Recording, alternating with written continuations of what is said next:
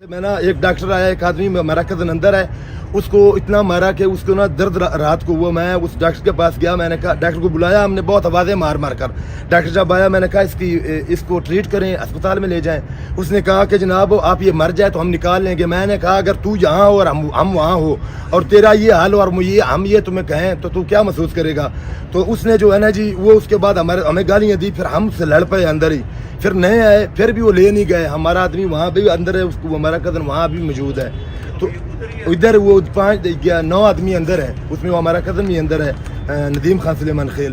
तो आप खान साहब को और सपोर्ट करोगे। जब भी कुछ भी कर लेते थे, अफ्तारी नहीं देते थे, शहरी नहीं देते थे।